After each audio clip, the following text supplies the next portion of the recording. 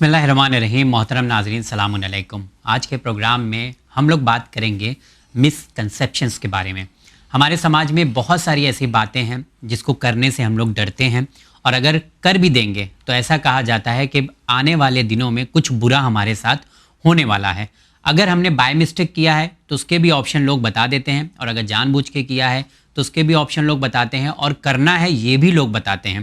تو کون کون سے ایسے کام ہیں جو آج سوسائٹی میں کیے جا رہے ہیں لیکن ان کے کرنے سے کوئی بہت بڑا خطرہ ہمارے سر پر نہیں منڈراتا ہے، یا اگر آپ کرتے ہیں تو کیا پرابلم ہوتی ہے، اور نہیں کرتے ہیں تو اس میں کیا نقصانات یا کیا فائدے سامنے نکل کر آتے ہیں. اس موضوع پر بات کرنے کے لیے آج ہمارے ساتھ چینل ون کے اسٹوڈیو میں ایک بار پھر سے موجود ہیں.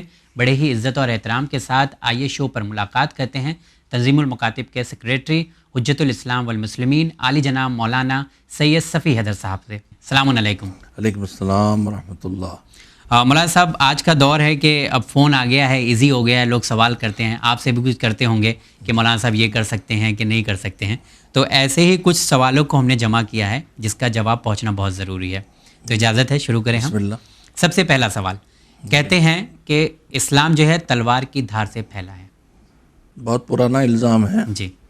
اور یہ الزام اگر کوئی آدمی حقائق کو دیکھے بغیر لگائے گا تو کوئی بھی الزام کسی بھی لگایا جا سکتا ہے، ورنہ اسلام نظریوں کا نام ہے. سب سے پہلے اسلام عقائد سے شروع ہوتا ہے.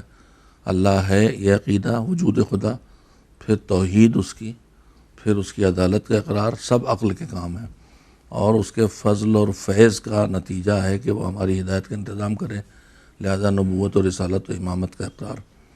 تو یہ ساری چیزیں انسان کے عقل سے تعلق رکھتی ہیں، اور عقل سے جو چیز آدمی مانتا ہے اس کے پیچھے کوئی دلیل ہوتی.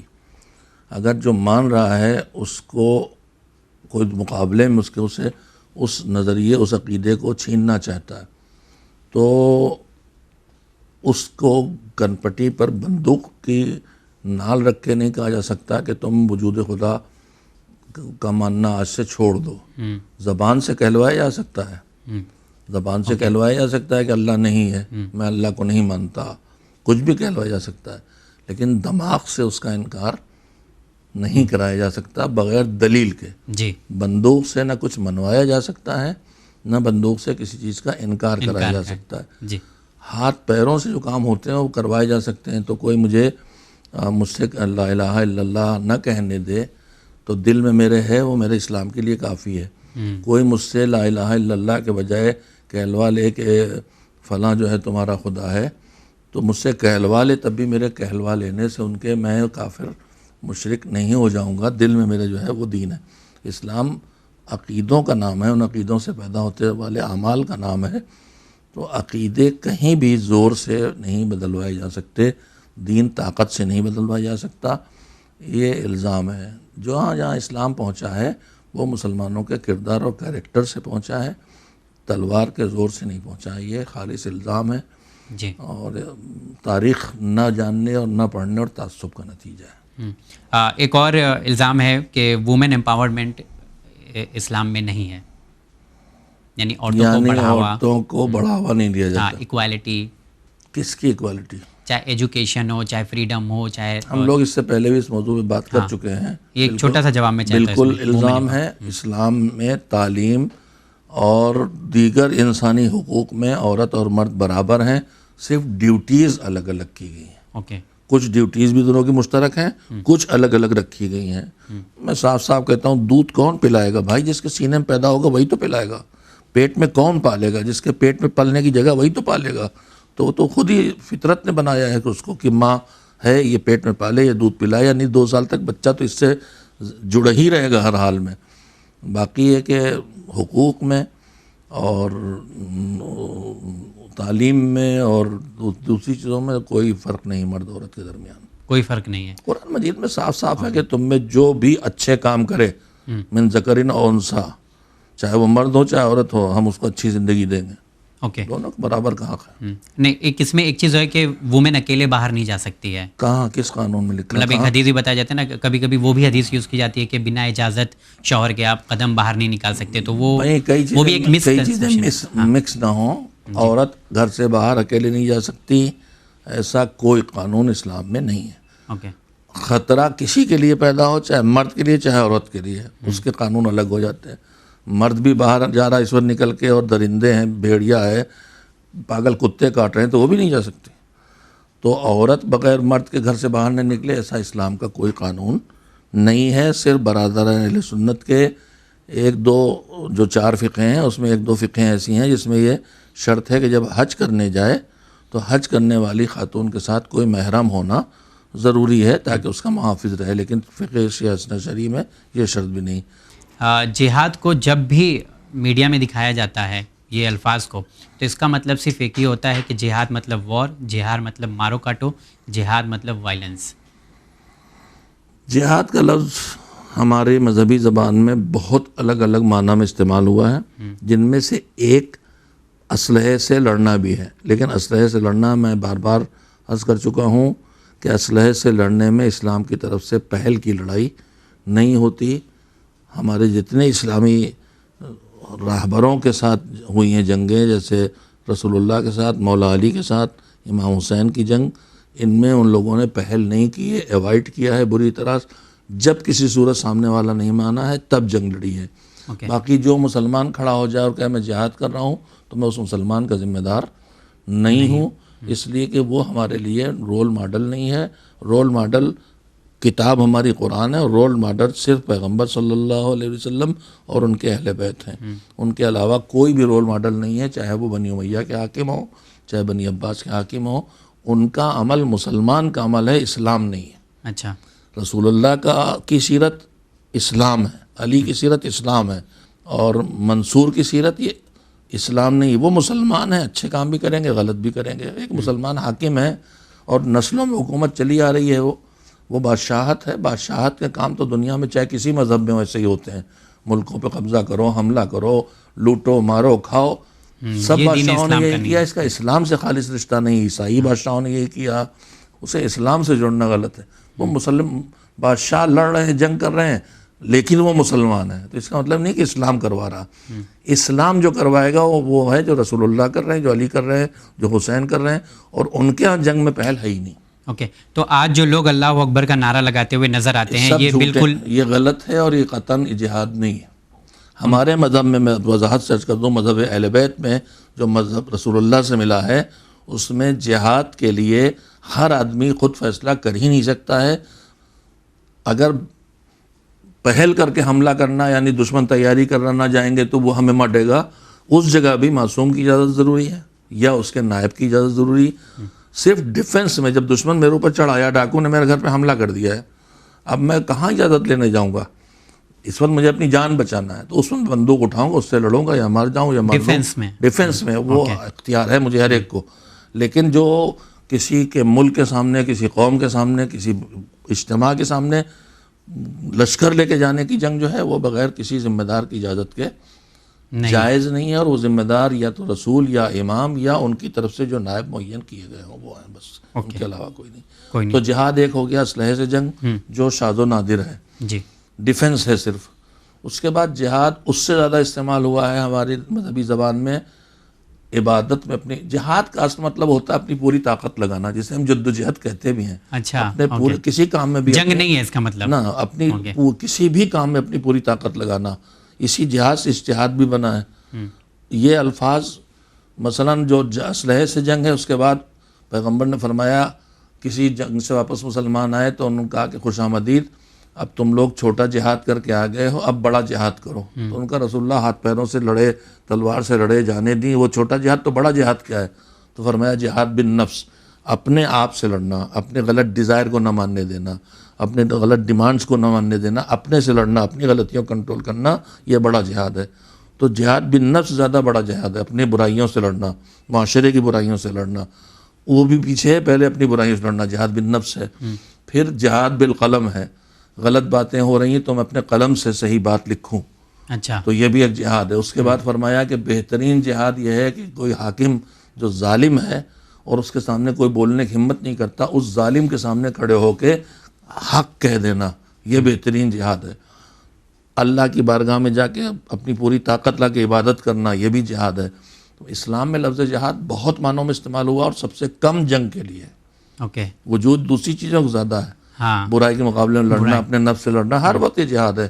میں اپنے آپ سے تو لڑ لوں پہلے, میں اپنے کو سدھار لوں, پھر چلوں گا, آگے بڑھوں گا. پھر چلیں دین کے نام پر یہ کچھ کریں. اور کرے گا. اوکے, چلیے بہت شکریہ. اس طرح کی باتیں ہمارے سماج میں آتی رہتی ہیں. اور ایک اور چیز ہے اس میں جو ہم لوگ دیکھتے ہیں کہ دین اسلام, مسلم جو ہیں زیادہ تر نان مسلم کو ہیٹ کرنا, مطلب اس طرح کی چیزیں پائی جاتی ہیں, نفرت پھیلانا. مجھے لگتا ہے کہ یہ سب چیزیں میڈیا کا کام ہے, اور اس وقت جو دنیا میں شیاطین چاہتے ہیں انسان انسان سے لڑے, اس کا نتیجہ ہے. ورنہ دین نفرت پھیلانے کا کام کوئی دین نہیں لیتا ہے اپنے دین والوں سے. محبت بانٹنے کا کام ہر دین کہتا ہے کرو. اسلام بھی یہی کہتا ہے. ہمارے معصومین کا ارشاد ہے قرآن میں ہے, قل لا اسألکم الا المودۃ فی القربى, کہ ہم کچھ نہیں چاہتے ہیں پیغمبر کہو تم کو ہمارے اہل بیت سے محبت کرنا ہوگی. اس کے بعد آپس میں ایک دوسرے کے لیے حکم دیا گیا ہے کہ وہ کام کرو جن سے تم میں آپس میں محبتیں پیدا ہوں. تحفے دو, ملنے کے لیے جاؤ, شادیوں میں شرکت کرو, تعزیت دینے جاؤ, میت میں جاؤ, تاکہ محبتیں پڑھیں. اسلام میں ہر وہ کام جو انسان کو انسان سے دور کرتا ہے اس سے حرام یا مکروہ کیا گیا ہے. اگر میں کسی کی غیبت کرتا ہوں وہ مجھ سے دور ہوگا, کہا یہ حرام ہے. کسی کی توہین کرتا ہوں مجھ سے دور ہوگا, حرام. اور ہر وہ کام جو قریب لائے وہ اجر و ثواب رکھا گیا. تو یہاں اسلام میں کسی سے نفرت برائی سے کرنے کا حکم دیا گیا. جہاں کوئی برائی ہے کسی انسان سے نہیں, اس سے ہمیں نفرت کرنا اور اس سے خود کو بچانا ہے. جی. کوئی شراب پیتا ہے تو مجھے شراب نہیں پینا ہے, شراب سے نفرت کرنا, اور شرابی کے برائیوں سے مجھے اپنے آپ کو بچانا ہے.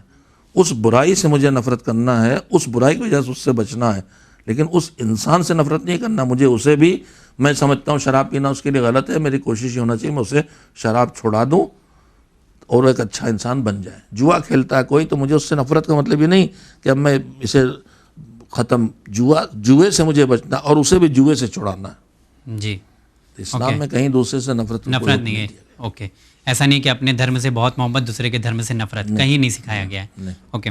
ایک اور چیز ہے کہ مسلم ایجوکیشن کو کم اہمیت دیتے ہیں, تو تعلیم کے سلسلے میں کیا کہنا چاہیں گے؟ یہ ایک مسکنسیپشن ہے کہ ایجوکیشن پہ بہت زیادہ فوکس نہیں ہے مسلمانوں کا. میرا خیال یہ ہے کہ حالات کا شکار ہو کے مسلمان جن جن دوروں سے گزرے ہیں اس کی وجہ سے ان کے ہاں درمیان میں نزول آیا ایجوکیشن کا, تو کہا جانے لگا مسلم ایجوکیشن کو ترجیح نہیں دیتا. ورنہ پوری دنیا میں پیچھے چلے جائیے تھوڑا, تو پوری دنیا میں جتنی ایجادیں ہوئی ہیں زیادہ تر مسلمانوں کی ایجاد ہے. تو اگر اسلام میں ایجوکیشن کو اہمیت نہیں دی گئی ہوتی تو مسلمانوں نے اتنی سائنسی ایجادات کیوں کی ہوتی؟ انڈیا میں ہم لوگ یا اور ممالک میں الگ الگ حالات سے گزرے جس کی وجہ سے ایجوکیشن کہیں کہیں کمزور ہو گئی, یا پھر یہ ہے کہ جس کلچر سے مسلمان نکلا ہے وہاں پیشے تھے, ان پیشوں میں لگا رہا, اور وہ پیشے تعلیم کے بغیر چلتے ہیں, اس لیے تعلیم کی طرف نہیں ہے. لیکن اب یہ حالات بدلے ہیں, بیداری آئی ہے, اب یہ بات صحیح نہیں ہے. چلیے بہت شکریہ. اسی کے ساتھ ساتھ کچھ اور ہمارے مطلب سماج میں اس طرح کی چیزیں ہوتی ہیں جو دین کے نام پر ہوتی ہیں, یا کچھ اس طرح کی پرابلمس ہیں جسے ہم دین سمجھ لیے ہیں, اپنی زندگی میں اسے بہت اہمیت دیتے ہیں. سب سے پہلا سوال ہے کہ انسان کے اوپر جن حاوی ہو سکتا ہے؟ عدل خدا کے خلاف ہے کہ کوئی ایسی چیز مجھ پر حاوی ہو جس کا میں ڈیفنس نہیں کر سکتا ہوں. روح حاوی ہونا, جن آنا, حاضری آنا, یہ سب چیزیں توہمات ہیں, اسلام ان کا قائل نہیں ہے. اور اس کا اگر کوئی کلیم کرے اور ایسی ایسی حرکت کرے کہ لوگ جو ہے تھوڑا سا شک میں آ جائے, دو میں سے ایک بات ہوتی ہے, جو کچھ یہ سب ہوتا ہے یا تو ڈرامہ ہوتا ہے یا بیماری ہوتی ہے. یا ڈرامہ ہوتا ہے یا وہ اس کو سائیکٹرسٹ کے پاس لے جانا چاہیے, اس کا علاج کرانا چاہیے. دین سے اس کا کوئی تعلقات نہیں, دنیا سے بھی نہیں. دین یہ نہیں کہہ رہا ہے کہ یہ دین نہیں کہتا کہ ایسا کچھ ہوتا ہے. اوکے. ایک اور چیز سماج میں ہے کہ اگر کسی کا انتقال ہو جاتا ہے تو آپ سر میں تیل نہیں لگا سکتے, آپ اچھے کپڑے نہیں پہن سکتے. مراد کون؟ مطلب گھر والے, سارے گھر والے. ہاں سارے گھر والے, ٹھیک ہے. کچھ ایسا کام نہیں کر سکتے جو مطلب ابھی انتقال ہوا ہے, مطلب نیا کام کوئی کرنا چاہے تو آپ نہیں کر سکتے ہو. کسی کے یہاں اگر شادی ہے تو آپ شادی میں نہیں جا سکتے ہو اگر کسی کا انتقال ہوا ہے, بلکہ کچھ جگہ پہ تو سال بھر مناتے ہیں. تو یہ کیسا ہے؟ اسلام میں کسی کی موت کے بعد صرف اس کی بیوی اور زوجہ کے لیے یہ حکم ہے کہ وہ اپنے شوہر کی موت کا 4 مہینے 10 دن موت کا احترام کرے، اور موت کے سے متاثر ہو کے جیسے آدمی ہوتا ہے کہ جس گھر میں موت ہو جائے وہ بہت خوشی کے کپڑے نہیں پہنے گا، کوئی نارمل کپڑے پہنے گا، زیور نہیں پہنے گا اور اس طرح کے کام نہیں کرے گا. تو اسلام میں جو عدہ وفات کہلاتا ہے 4 مہینے 10 دن، اس میں صرف یہ ہے کہ اس دوران عورت شادی نہیں کر سکتی، دوسری 4 مہینے 10 دن کے بعد شادی کرے. اس میں دوسری مصلحتیں بھی ہیں کہ بچہ ہے تو سامنے آ جائے اور وہ، لیکن 4 مہینے 10 دن شادی نہیں کر سکتی. 4 مہینے 10 دن وہ ایسے کوئی کام نہیں کر سکتی جو خوشی میں کیے جاتے ہیں، مثلا سجنا سورنا، خوشی کے شادی والے کپڑے پہننا، اس طرح کے کام. لیکن گھر سے باہر نکلنے پابندی نہیں، جو ہماری سوسائٹی میں مشہور ہے، وہ قطعاً غلط ہے. عورت کے لیے گھر سے نکلنے پہ عدے میں بھی وفات کے کوئی پابندی نہیں ہے، وہ گھر سے نکل سکتی ہے. چاہے کسی کے شادی میں بھی جانا ہو تو جا سکتی ہے. اگر شادی میں اگر کپڑے اپنے نہیں پہنے، نارمل ڈریس، نارمل کپڑے پہنتے ہیں، لیکن اگر شادی میں جانا خوشی منانا سمجھا جائے گا تو نہیں کرے گی، اور اگر نہیں سمجھا جائے گا تو جا سکتی. نہیں کوئی خاص ہے، شرکت کرنا ہے، ماموں کی لڑکی ہے، ماموں کا لڑکا ہے، کوئی دقت نہیں ہے. جی جا سکتی ہے، خود وہ جشن والی کیفیت میں نہ آئے. باقی جو آپ نے کہا کہ باقی گھر والوں پابندی، وہ اسلام کہیں کوئی نہیں لگاتا. دوسری شادی سال بھر نہیں ہوتی، اس کا اسلام سے کوئی رشتہ نہیں ہے. یہ سب باتیں معاشرے نے، سماج نے گڑھ لی ہیں، اپنے ہاتھوں سے اپنے پیروں میں زنجیریں ڈالی ہیں رسم و رواج کی.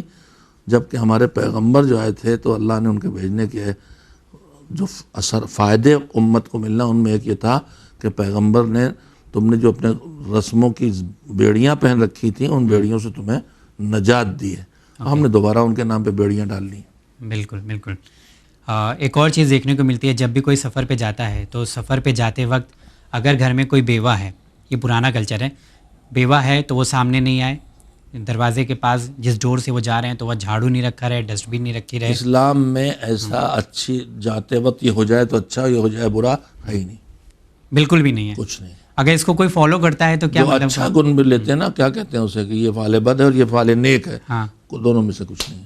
اسلام صرف یہ کہتا ہے کہ ہر جگہ اچھا مطلب نکالو، خواب کا بھی اور اس طرح کے توہم جاتے ہیں، سب جگہ اچھا مطلب نکالو، اس سے باہر کرو اپنے کو.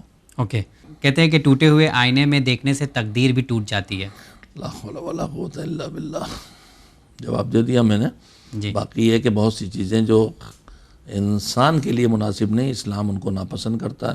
جیسے ٹوٹے ہوئے گلاس میں ٹوٹے والے حصے کی طرف سے پانی پینا، مثلا وہ جو ٹوٹا برتن ہے اس میں کھانا کھانا، یہ مکروہ ہے، اس لیے کہ اس سے گندگی آتی ہے، اس سے کراہت آتی ہے، اس سے جراثیم آتے ہیں.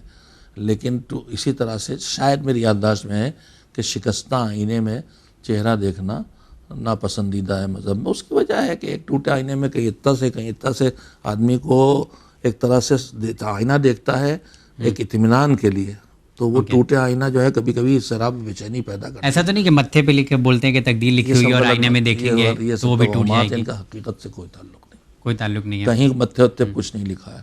تقدیر آدمی کا اپنے اعمال لکھتی ہے. ایک چیز اور ہے کہ جب کسی کا انتقال گھر میں ہو جاتا ہے تو چاند کا بہت ویلیو ہو جاتی ہے کہ کب کرنا ہے کب نہیں کرنا ہے. تو انتقال کے بعد کب ہمیں مطلب سیوم کرنا ہے، کب 40واں کرنا ہے، اس سلسلے میں بتائیے. میں بھی اسی سال یہ باتیں مجالس میں مسلسل بیان کرتا رہا ہوں کہ جو ایصال ثواب کے مسائل ہیں یہ ہمارے ڈیزائن کیے ہوئے ہیں، مذہب کے ڈیزائن کیے نہیں ہیں. مذہب میں کوئی ایسا حکم نہیں ہے کہ سبم کے تیسرے دن مجلس کرو، پھر 40ویں دن مجلس کرو، ایصال ثواب کرو، 10ویں کو کرو، 20ویں کرو. یہ سب ہماری اپنی ایک طریقہ ہے جو ہم نے اختیار کر لیا ہے. مذہب میں جو اگر کچھ جڑ اس کی ملتی ہے تو صرف اتنی کہ امام حسین علیہ السلام کی شہادت کے بعد جنازے تیسرے دن دفن ہوئے ہیں اور ان کی قبر پہلا ظاہر 40ویں دن آیا ہے. جناب جابر بن عبداللہ انصاری بھی اور روایات مطابق حضرت زینب سید سجاد بھی. تو سوم اور 40واں امام چوتھے اب صرف تیسرے امام کی زندگی میں دکھائی دیتا ہے. باقی معصومین کی آپ یہ چیزیں نہیں دکھائی دیتی. ایصال ثواب آدمی جب چاہے تب کرے، اور جو چاہے ایصال ثواب وہ کرے.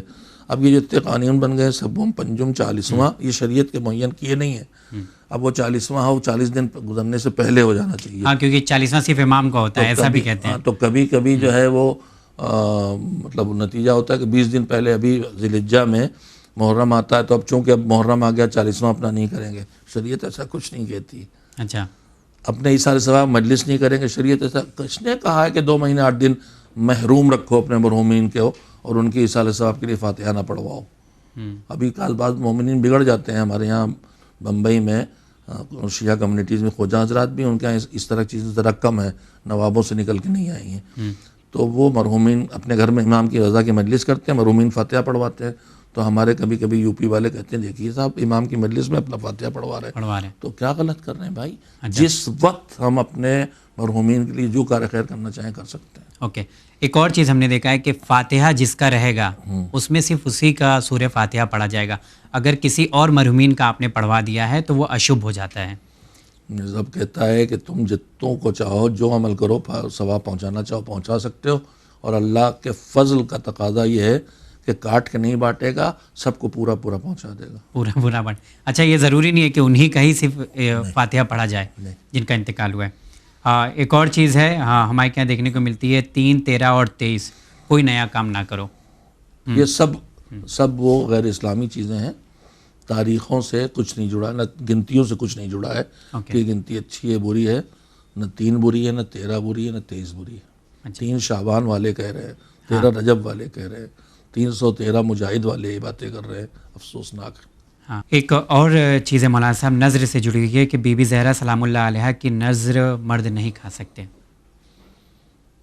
پہلی بات تو یہ ہے کہ نظر سے کیا مراد ہے. اسلام میں نظر کا مطلب یہ ہوتا ہے, جو مٹھائی وغیرہ ہم لوگ پھل وغیرہ دیتے ہیں, نظر اسلام میں نظر کا مطلب یہ ہوتا ہے کہ ہم اللہ سے یہ وعدہ کریں کہ میرا یہ کام ہو جائے گا تو میں یہ اچھا کام کروں گا. اس میں نہ مٹھائی ضروری ہے, نہ سورہ فاتحہ پڑھا جانا ضروری ہے. ہم یہ نظر کر سکتے ہیں کہ اگر میرا یہ کام ہو جائے گا تو میں بیوی سیدہ کی خدمت میں مثلا 100 صلوات کا ہدیہ پیش کروں گا, یا 1 صلوات کا ہدیہ پیش کروں گا, یا میں 100 بار صلوات پڑھوں گا, 100 بار سبحان اللہ پڑھوں گا, 100 بار تسبیح, کچھ بھی کسی بھی کار خیر کی نظر کی جا سکتی ہے. یہ مٹھائی رکھ کے اور فاتحہ پڑھنے کی خاص کیفیت ضروری نہیں. اس کے بعد ہمارے یہاں بی بی سیدہ کی نظر کی مٹھائی مرد نہیں کھا سکتے, ان کا تابوت مرد نہیں اٹھا سکتے. یہ سب گڑھی ہوئی شریعت ہے, اسلام نہیں ہے. ان کے نام پر جو بھی ہے وہ ہم دے رہے ہیں نا. اگر وہ اپنے ہاتھوں سے دے رہی تھی تو کس کو دیتی تھی؟ صرف عورتوں کو کھلاتی تھی جی. ان کے ہاتھوں کی پکی روٹی کون لے گیا؟ بالکل مرد ہی لے گئے, عورتوں کو تو نہیں دیکھا ہے. تو اپنے ہاتھوں سے تو مردوں کو کھلا رہی تھیں, اور ان کے نام پہ مردوں کو نہ کھانے دیں. ان کا جنازہ کیا عورتوں نے اٹھایا تھا؟ کیا سارے محرم مرد تھے جنہوں نے اٹھایا تھا؟ مولا علی کے علاوہ حسنین تو چھوٹے چھوٹے ہیں, ابھی جنازہ تو اٹھا ہے. تو سلمان فارسی جیسے مخلصین ہی تو تھے جنہوں نے, جب اصل جنازہ مرد اٹھا سکتے ہیں تو اس کی شبیہ مرد کیوں نہیں اٹھا سکتے؟ یہ سب محروم کرنے کی سازشیں ہیں, اور ہم احمقوں کی طرح انہیں قبول کرتے ہیں. ایک اور سوال دیکھا جاتا ہے کہ کسی کا انتقال ہو چکا ہے اور اس کے گھر اگر جانا ہے بعد میں, اس وقت اگر کوئی نہیں پہنچ پایا تو بعد میں جانے کے لیے دن کا انتخاب کرتے ہیں. تو مطلب بدھ کو نہ جاؤ ملنے کے لیے. کئی چیزوں میں عیادت میں بھی ہے, بیمار ہے تو اس وقت جاؤ, اس وقت نہ جاؤ. روایات میں ہے کہ عیادت کے لیے رات میں مریض کو نہ جاؤ, تنگ نہ کرو, زیادہ دیر اس کے بعد نہ بیٹھو, الا یہ کہ وہ خود چاہے کہ بیٹھو, اسے اچھا لگے. فطری باتیں ہیں یہ سب. رات میں جاؤ گے تنگ کرو گے, زیادہ دیر بیٹھو گے تنگ کرو گے, لیکن اسے اچھا لگ رہا تو بیٹھو. باقی تعزیت میں اسلام کی طرف سے صرف ایک مسئلہ ہے. تعزیت ہوتی ہے جس کے یہاں غم زدگی کی کیفیت آئی ہے, اس کے دل کو تسلی دینا. اگر اتنی لمبی مدت کسی حادثے کو, موت کو گزر چکی کہ وہ بھول چکا, اور میرے جانے سے پھر اسے یاد آئے گا, تو آپ تسلی ملنے بجائے تکلیف ہوگی اس کو, مجھے نہیں جانا ہے. تو صرف ایک خیال رکھنا ہے کہ حادثے کے اتنے دنوں بعد نہ جائیں کہ وہ حادثہ بھول میں آ چکا ہو, غم ہلکا ہو چکا ہو, میرے جانے سے دوبارہ زندہ ہو جائے. آپ نئی بات بتا رہے ہیں. یہی شریعت کہتی ہے بس. اگر اتنی دیر ہو گئی تو اب تعزیت ہمیں کرنے نہیں جانا, اس کا غم زندہ نہیں کرنا. باقی جمعرات کو نہ جائیں کہ بدھ کو نہ جائیں, یہ سب لغویات ہیں, ان کا مذہب سے کوئی تعلق نہیں. چلیے, بہت شکریہ مولانا صاحب, آپ کا تہہ دل سے کرتے ہیں کیونکہ بہت ساری چیزیں آپ نے بتائی ہیں. اچھا, نیک قدم کے سلسلے میں یا بد قدم کے سلسلے میں کیا خیال ہے؟ کیونکہ اکثر سنا جاتا ہے کہ دلہن کے قدم جو ہے وہ نیک نہیں, بڑا ظلم ہوتا ہے اسلام پر, یہ سب توہمات ہیں, اور انہیں طنز بھی کیا جاتا ہے, حرام ہے یہ سب. جی, یہ سب سوچ کے کسی کے ساتھ بدسلوکی کرنا حرام ہے, اور یہ سب توہمات ہیں جن کا اپنانا بھی دین کی بے خبری کا نتیجہ ہے. نہ کوئی سبز قدم ہے, نہ کوئی نیلا قدم ہے, نہ کوئی پیلا قدم ہے. یہ کسی کا وجود منحوس نہیں ہے, عمل منحوس ہوتا ہے. اوکے, چلیے, ایک آخری سوال ہے, اس سے پہلے بھی ہو چکا ہے. لوگ اکثر کہتے ہیں کہ جو صدقہ ہے ہم لوگ گھر سے نکالتے ہیں اسے فوراً دے دو، پر اب ایک ایسا ہے کہ پیسے کو آپ جمع کریں، کسی اچھی جگہ پہنچائیں. تو اگر صدقہ گھر میں رہے گا تو منحوسیت رہے گی، ایسا کچھ ہے؟ صدقہ گھر میں رہنے سے کوئی نحوست نہیں رہے گی، لیکن صدقہ جب تک اس کے ہاتھ میں نہیں پہنچے گا جو صدقے کا ضرورت مند ہے، اس وقت تک صدقے کا اثر پیدا نہیں ہوگا. یعنی مسافر جا رہا، میں نے 10 روپے 20 روپے نکال کے ڈبے میں ڈال دیے، اس سے کہ ہر وقت مستحق نہیں مل رہا، ہماری مجبوری ہے جی. لیکن اس کا اثر تبھی پیدا ہوگا جب اس ہاتھ میں جائے گا، اس وقت تک اثر پیدا نہیں ہوگا. لیکن گھر میں رہنے سے گھر میں کوئی نحوست نہیں آ جائے گی. نحوست نہیں آئے گی. چلیے مولانا صاحب آپ کا بہت بہت شکریہ. ایسے کئی بھی مس کنسیپشنس اور بھی ہیں، پھر جمع کیجیے گا، پھر بات کریں پھر کریں گے انشاءاللہ. تو بہت بہت شکریہ، انشاءاللہ پھر آپ سے ملاقات کریں گے. تو جی ہاں ناظرین، ہم لوگوں نے آج کے پروگرام میں وہ مس کنسیپشنس جو ہیں اسے ریموو کرنے کی کوشش کیا ہے، اس سے دور جانے کی ہم لوگ کوشش کریں. یہ سب چیزیں جو ہم لوگوں کی زندگی میں آتی رہتی ہیں، اس سے ہمارے فیوچر نہ خراب ہونے والا ہے، نہ ہی اس سے ہمارا کچھ بگڑنے والا ہے اور نہ ہی بننے والا ہے. مولانا صاحب نے اپنے بیان کے ذریعے آپ تک یہ اہم پیغام پہنچایا ہے. اسی امید کے ساتھ کہ اپنے اپنوں کا خیال رکھیں گے، زندگی اچھے سے گزاریں گے. دیجیے اجازت، ہمیں ہماری ٹیم کے ساتھ دیکھتی رہیے چینل میں. بہت شکریہ.